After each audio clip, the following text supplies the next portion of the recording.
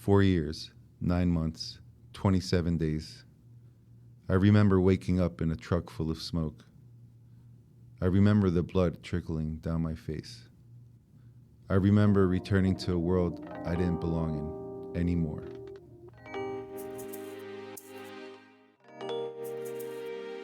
Welcome back to the Service Members, Veterans, and Their Families podcast from the Governor's Institute. I'm Amy Johnson, Director of Communications at the GI. Today we're exploring how dance and movement are helping soldiers and veterans heal, build resilience, and reconnect. At the center is Black Box Dance Theater and their performance PATRIOT, shaped by real veteran stories, including Alfredo's, a Purple Heart recipient. Joining me are Artistic Director Michelle Pearson and veteran Alfredo Hurtado, founding member of Black Box Dance Theater. Thanks for being here today. Oh, thanks for having us. Thank you for having us, Amy. So let's start at the beginning, the early days of Black Box Dance Theater. Michelle, what inspired you to create this company? Well, dance has always been at the center of my life. I got my BFA, my degree in dance, from East Carolina University, moved to New York, danced in several companies, and then ended up working with Liz Lerman Dance Exchange.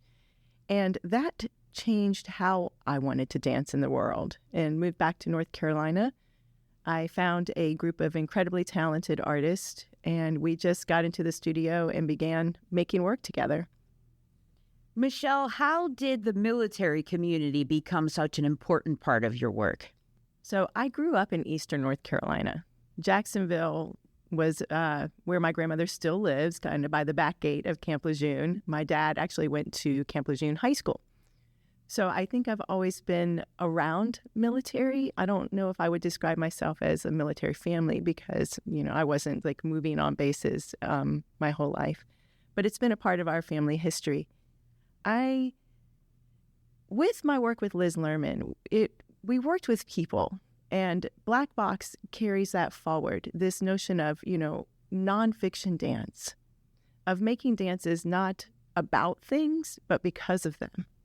So in working in North Carolina, obviously militaries, and we have so many military communities, people who are in active duty or who are veterans or who are families like me whose histories are connected to the military story. So it just made sense that when we started working that these stories would come to us, and then we found them in our art pretty quickly. Tell me about how did you hook up with Alfredo? Where did that meeting come in? I was doing, I've been dancing my whole life, like I said, and that's just a part of my outward identity. You can find me in a nursing home or working with kindergartners all over the place. And I first met Alfredo in the carpool line at my kid's school. His wife was my son's first grade teacher, and she knew a little bit about me and what I did. And I remember she reached into the car one day and threw this CD in at me. She's like, my husband's an artist. But I think there was something in her voice that was, is there a way for him to participate in what you're doing? And I took the CD home, and I'm going to let Alfredo pick up the story from there. So the CD came from a book that my wife had given me, a leather-bound book to write all of my thoughts and everything that was going on in my life without anybody having to read it. So she assured me that no one's going to read this book. She never said anything about a CD. But anyway, I saw these words and I started, being a musician my whole life. I saw like a pattern, a rhythm, and I just put music to it and made this CD. And she gave it to Michelle because recently I had come out of the mental health floor at the VA, and she was just desperate. She needed to figure out what to do for me. So Michelle listened to the CD and she was like, "Wow, this guy's really messed up. I need to meet him." Actually, this is before Black Box was formed, and I was doing some work in Eastern North Carolina, and I had some work in Greenville, and it was some healing artwork, and I had to go to a juvenile detention center, and I was like, whoa, here's this guy, he's all tatted up, and he's got an electric guitar. So I was like, hey, get in the car, let's go. I'm not going alone. And that's another part of Black Box. It's like realizing that when you have more artists in the room, you have more possibility for pretty amazing things to happen. So I think it was part instinct at the time, but Alfredo got in the car, what was that, 2010, 2011, and has never looked back. Yeah, incredible. Tell me a little bit more about those early years as you're forming this company and getting to learn each other's stories a little bit more. We were all getting to know each other. And I knew a little bit of Alfredo's story, but hardly any of the whole story. And I was kind of cautious even asking him. But here we are in the room, and he was a musician working with us, and he was engaged in all the processes that we were going through.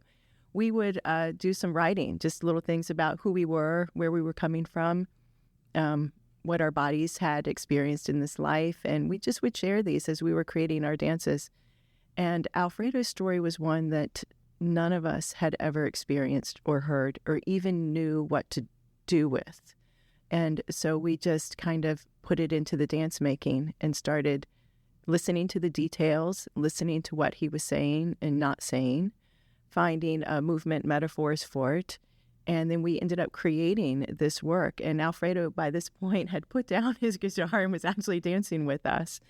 And we created a piece, and it's called Move to Action. And it's in our current school repertory. It's kind of a short piece, but it's really powerful, and it has text and it has movement.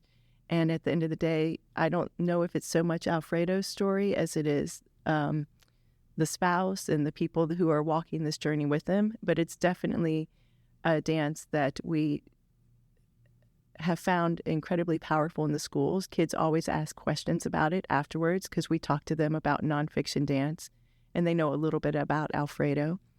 And we just tell them, this is about a nonfiction story.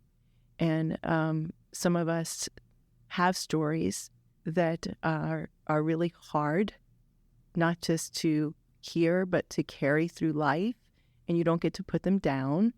So what do? You support people. Many hands make light work, and we talk about supporting the troops. And we use this piece as a conversation starter with the kids about what does it mean truly to support someone and carry their story with them.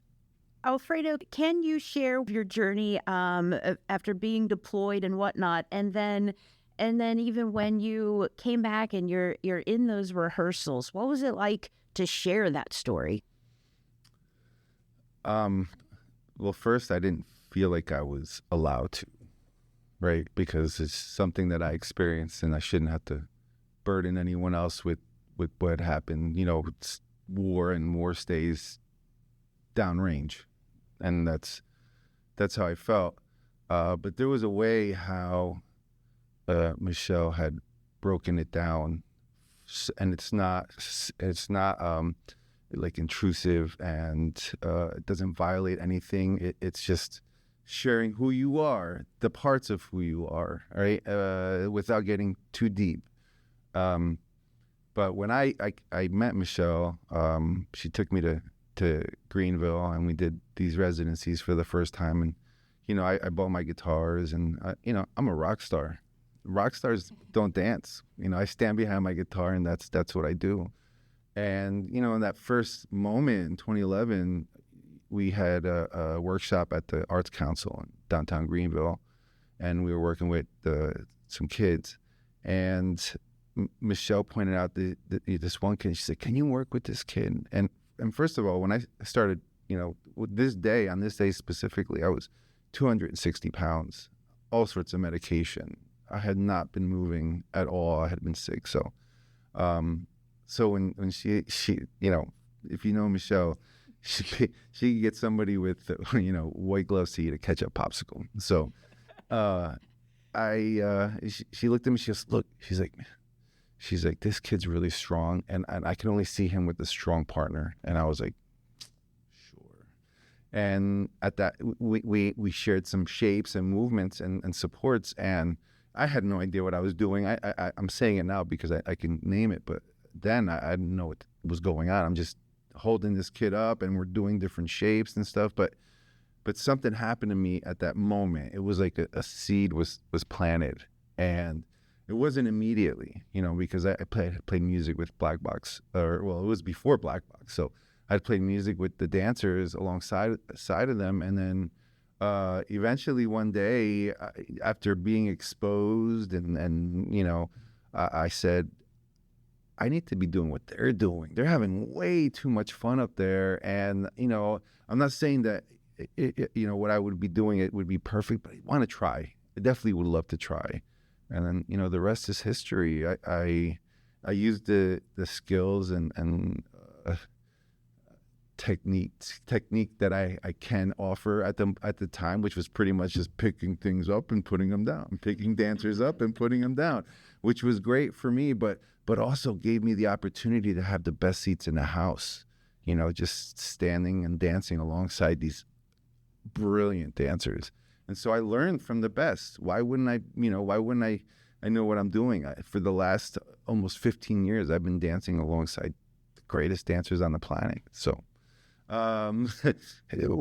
coming from a military culture into the dance culture, there's always this voice in my head, like, this ain't macho, this isn't. But I was like, do you know the intestinal fortitude it took me to become a dancer, to learn choreography, to get my body to do things I didn't know were possible? I've been to airborne school.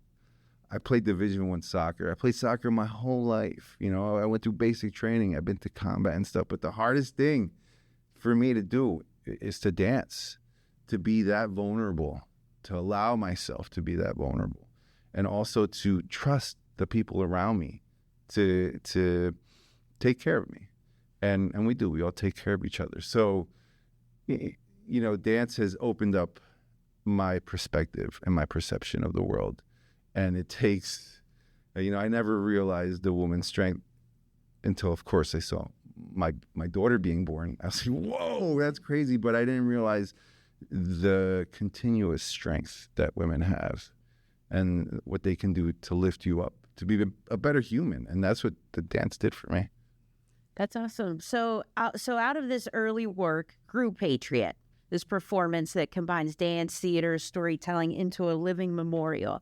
So how did PATRIOT come to life? Can you describe its creation and what makes it unique? Sure. So Black Box, we quickly built a reputation for having like all sorts of collaborations. We're meeting people where they are, creating dances because of issues and things and not about them, nonfiction dance. And and because Alfredo is a founding member and in the company, of course, military stories are going to be a part of our story at this point. So the North Carolina Arts Council partnered us with the USO. And I think we went to something down in Jacksonville, Creative Forces as well. And we were at a symposium and we showed this little piece that we had been showing in the schools. And I'll never forget, there was this Vietnam vet up there, Steve Henderson. He's with Brothers and Sisters Like These in Asheville. He came down immediately and was like, I've never seen my story in that way. I never knew my story could look like that, be beautiful and honest. And, he was really moved. So that began this little side partnership that we continue to nurture, just this collaboration with this group of veterans in Asheville. At the same time, the USO had something called a Warrior Reset. And it was part leadership program, part suicide prevention. And it was for active duty service members to take 2 days. And they would do some financial things. They might do some family building things, some looking at personalities and getting along with relationships. But Black Box became a component of those 2 days. We would do an 1.5-hour, 2-hour workshop. And we'd go in there with our questions that we have for each other, who are you? Why are you here? So why'd you enlist? And what good have you done? What did it cost you? We would do some writing. We immediately, we don't sit down when people start to have these hard stories. Sometimes there's laughter, sometimes there's tears, but we get up. We're like, okay, let's move these things. They didn't happen in our heads. They happened in our bodies. So let's get going. And these workshops, they're really scary. You have 50 Marines standing with their arms crossed, like, what the heck? And you're wearing a shirt that says dance company. And they're like, no. Within an hour, it's amazing what could happen in a room. They're lifting each other, they're telling these stories, and we're creating these dances. Every workshop had a performance component to it. And I think it was in that moment of performance where they thought, oh, wow, they are artists, they are dancers. And it kind of is exciting for all of us. We're not there to try to coerce someone into telling a particular story or to fix somebody or to trap them. No, we are there to make a really powerful dance performance. So we would have this little performance moment inside of these workshops. They were incredible. We've got Marines going, how can I join the black box? And we're like, of course, we're like, okay, we're going to do it again and make it better, and it's just, you could feel the whole room was different. And no one could deny that something powerful was happening. So we became a part of the Warrior Resets at Fort Bragg, at Camp Lejeune, at Seymour Johnson, with the National Guard, all over the state for years. And every time it just kept getting better and better. So the North Carolina Arts Council, the USO, ourselves included, we began to ask questions like, what if we didn't have 3 hours, but 3 months? What if it wasn't a little tiny show just for ourselves at the end of a workshop, but a performance, an evening-length performance that was on a stage and allowed the audience to be, from the community. And the performers could include more people. So we began working with veterans, and we had this vision for an evening-length work, and we did call it PATRIOT. And we ended up performing that in Greenville, Goldsboro, Morganton, Asheville, Cary, and performed it all across the state. And that was what we called the Patriot Project. And it included veterans, active duty when they were could engage with us, I think in Goldsboro, families and spouses of veterans, and Gold Star mothers. That's someone who has lost a service member in war, and dancers, professional dancers. And that was the kind of the crux of the Patriot Project. Now, among those different stories and voices, you even have some protesters in there. How do all these differing viewpoints come together in Patriot? Well, okay, so the military, all these resets we went to, they had this 4 lenses work, and it was really about personality things, which we liked. Well, we kind of borrowed that language, and we started looking at the lenses of whose stories we were hearing. Definitely what I call the war hero, those who have served in combat or active duty in some way, and they have a particular story to tell. Then there was the spouse stories. Then we looked at some of these veterans that we were meeting who were telling their story for the first time, maybe after 40 years, that it was very different than what we'd heard. And then, we did have the protester. We even had a company member whose brother is active duty right now, and he was not happy about that for many different reasons. He and you have to see the show to understand. Mm-hmm. But, I think the protester became a voice because that's what the soldiers are fighting for. Your right to dissent, your right to have a different point of view. And Patriot does not have one point of view. Even inside of one person, you can have the war hero who has conflicting points of view inside of their own story. But I think we were in Boston, remember? And we had a woman who wanted to be a part of the project, and we had different veterans. We had all these folks, and she identified herself as a protester, and we were very curious. And she said, "Oh, I support the troops. I spent 18 months on the front lines." She was a nurse. No, she was a journalist. Journalist, yes. That's right. She was like a combat journalist.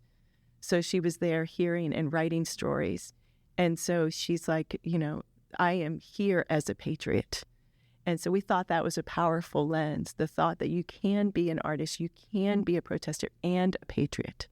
You can be all of these things, and you can be there to support each other. No one is left out. Every viewpoint involved. That's really cool. So we're going to pause it for a moment. We're going to listen to a short excerpt from a Patriot rehearsal. This features the voices of veterans and family members, and we'll come right back on the other side. An ancient warrior looks over the battlefield demarcation line and sees his kinsman on the other side. My legs give way, my mouth dehydrates, my body trembles and shakes, my skin becomes hot and agitated. My mind scatters. At last he proclaims, I am unable to remain as I am. Day 3 in the bush. Hours into the patrol, a shot rang out. The footsteps coming up behind me are the sounds of a running man. Fear sparks shame, but pride says, meet your executioner face to face. Saw a tear, one single tear, roll down his face.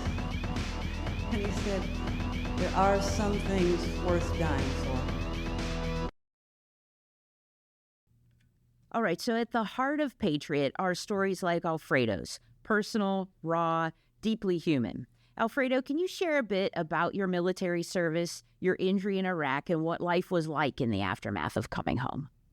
Okay. So I joined October 12th, 2000, and there's a significant event on that date. It was the date the USS Cole was bombed in Yemen, and it was done by Osama bin Laden. So I was sworn in at the MEP station in Brooklyn, Fort Hamilton, and as I was exiting the MEPs to go to the airport, I saw the news that was happening, and I was like, "Wow, what did I just do? What did I just do?" But I'm here. I signed up, so I'm moving forward. But if you ever been to Fort Hamilton in Brooklyn, you walk out and you can see, the Hudson River, you can see Manhattan. So you saw the skyline and stuff. And that's what I grew up with. I grew up with the New York City skyline, just looking at it all the time. And so, this was almost a year before 9/11. No idea this was going to happen, but kind of scared that the Cole was bombed, right? But I went to, I did my training. I was an MP. I went to Fort Leonard Wood, Missouri. I did 19 weeks there. And then I did 3 weeks at Fort Benning, Georgia for airborne school. And then I got stationed at Fort Bragg in May 2001. And so we all know what happens a few months later. And my unit was one of the first ones activated for Operation Noble Eagle and was sent to the Pentagon a few days after 9/11. So we were at the crash site, but we also guarded other sensitive spots, and it was amazing going up, doing the convoy from Bragg to DC, because it was the amount of patriotism you saw, right, with the flags and once you get up to DC, the HOV lanes were starting to come into play, and they closed them down, and 100 plus up armored vehicles from Fort Bragg are driving up, and the people were just out there clapping, and it was wow. And then you could see the smoke coming from the Pentagon, so it was just surreal, wild, and just a little taste in what tragedy and trauma can look like. And so 6 months after that, after I got home, or a few months after that, I went to Afghanistan for 9 months. It was December of 2002. And I spent 9 months there, and it wasn't insane or crazy. I mean, we had some moments and stuff, but it was pretty much a lot of smooth operations, as much control as we had, but there was still stuff going on. And then 6 months after that, I went to Iraq. I got there in the March, and then we got together and we convoyed up April 1st into going towards Baghdad. We were supposed to go to Victory. We ended up going south of that.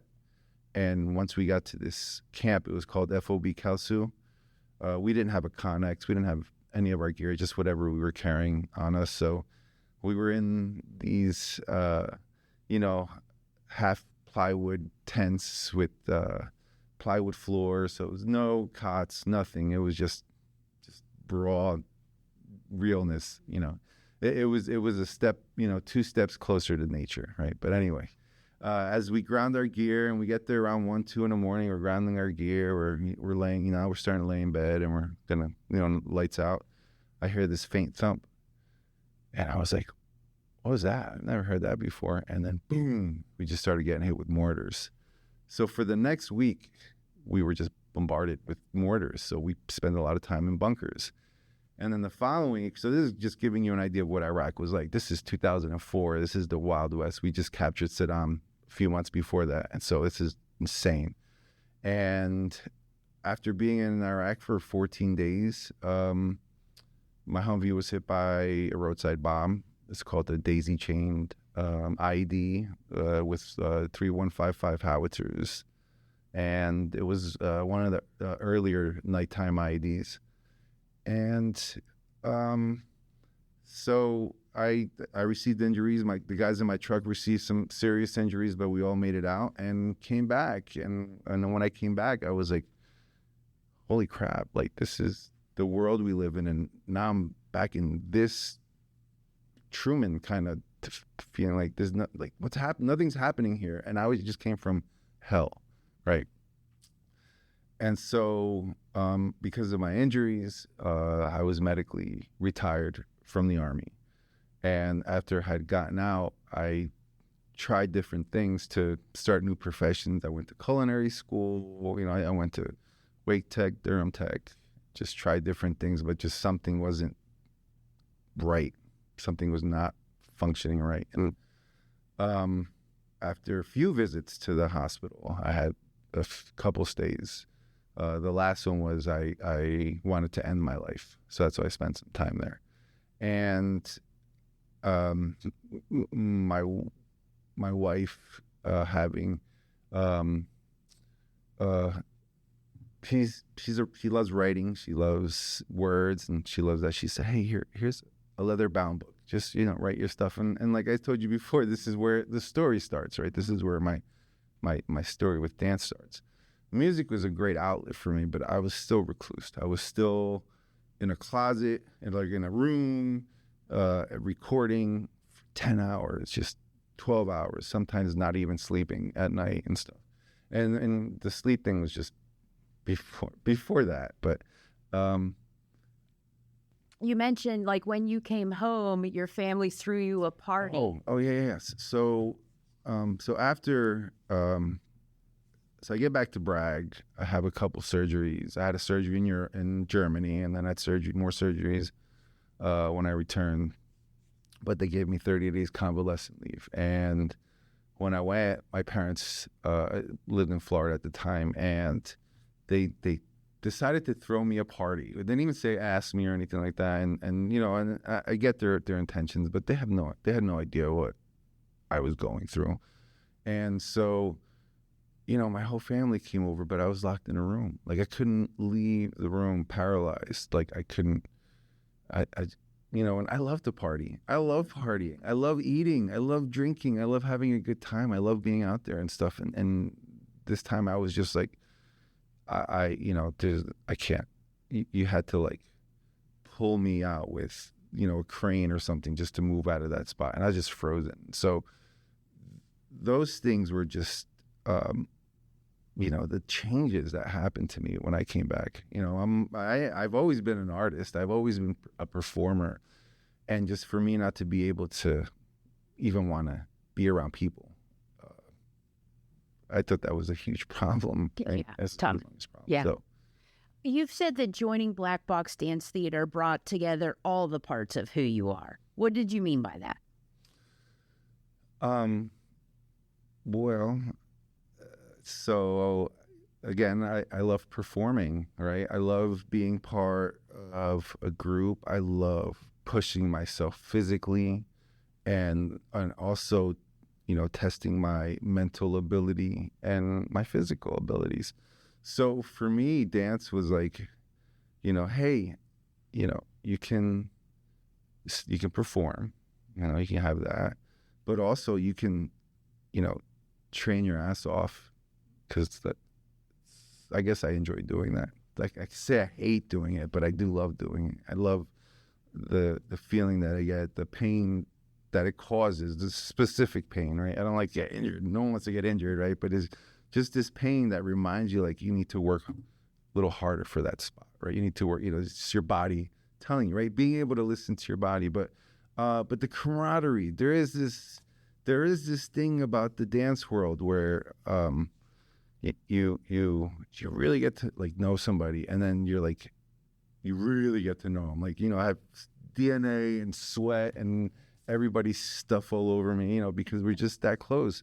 But then we do, like, we'll tour, right? We'll do these cartwheels programs, and we'll go, and then we'll just, we'll be together. And Michelle says it, right? She's like, I'll leave you to say it later, but it's something about, all of us being, divas, right? But when you put us together, I always say we're divas on stage, not off. Yeah. So when I'm going back to Patriot a little bit, and this is the war hero story. It is full of pride and purpose and power, really, like true power, and it's also full of medications, injury, a feeling of loss and disassociation, and I think we didn't even know that fully. Alfredo came to us, and we were all I was careful. I didn't know how far or what to ask or what not to ask. And there would be great days and there would be not so great days. But the more writing that happened, I think when we first met, were you on like 19 meds? On a whole bunch of meds. Yeah, and now it's like zero, nothing. And people talk about healing art. And I think I think dance is healing. We're not therapists, but dance is, the art is, has this opportunity. But I would love it when Alfredo would come in. He's like, man, boot camp's got nothing on modern dance. I've never been so sore in my life. So he's right. He said there is this physical, like, fullness that all parts of you have to be present. Then I think about traumatic brain injury, which was sustained in the bombing in Iraq, and the outcome of that, short-term memory loss, balance problems, pain, depression. And, I didn't know this. I'm not clinical in that way. I had no idea until, other people told me about it. But I'm sitting here thinking, and Alfredo has to remember, like, down to the count, at least 2 to 3 hours of physical, intricate choreography and material. So much so that if he doesn't, he'll get kicked in the head, which he did one time. I was like, ooh, he's like, that's not going to happen again. Okay. And talk about balance, is he standing on one leg holding someone? So here's like this, like, evidence of like real healing of like these clinical things, which we never set out to do. We really just set out to make art that mattered to us and, connected us to our communities. So that's a little bit. Yeah. And being able to name that, right? Because it helps you identify, say, oh yeah, that makes so much sense, right? Because we always have this disconnection with our mind and our body, and we feel like this, it's all over the place, but we could totally combine the two and create and be something more powerful than what we were before. Alfredo, Michelle, thank you both for sharing your time and your stories with us. The work of Black Box Dance Theater is such a powerful reminder that healing comes in so many forms. Now, Michelle, if listeners want to learn more about Patriot or attend a performance, where can they find that information? You can go to our website, which is Black Box Dance Theater, which is THEATRE.org. And there you can just see like information about the company. I will say most notably about Patriot, this is really cool. We thought we had done the encore performance and we were going to kind of let it go. And then a few months later, we got an email from this film crew out in LA who had heard about this project. Apparently, we're not the only ones who care about military, who care about the military story. And how can we get this story out, not just so other people can hear it differently, but so the people who lived it can hear it differently. And I think that's the transformative part of Patriot, is that people like Alfredo are telling their stories for themselves, not just for others. And anyway, so they heard about this thing and they were like, we just don't get it. And I'm like, I know. We're telling Amy this story and nobody's going to believe us anyway. So we're like, okay. And he goes, well, can I come see it? And this is where having partnerships for years and collaborations really matter, because we called up Fort Bragg and we're like, hey, some dude from LA wants to see us. And they're like, okay. So they set up 2 workshops for us, one with active duty soldiers and one with the spouses in 2 days. So the film crew flies out from LA. He watched those 2 workshops. And I remember in the car ride home, he was speechless for a while. And there were some tears. And he said, you're right. He said, I didn't believe this. No matter what you told me, I could not have imagined how powerful and impactful this work is. He said, I'm going to tell this story. So there's this group, they're telling 5 stories across America about the power of art with real impact. And Black Box and the Patriot was selected to be one example of the power of art in America.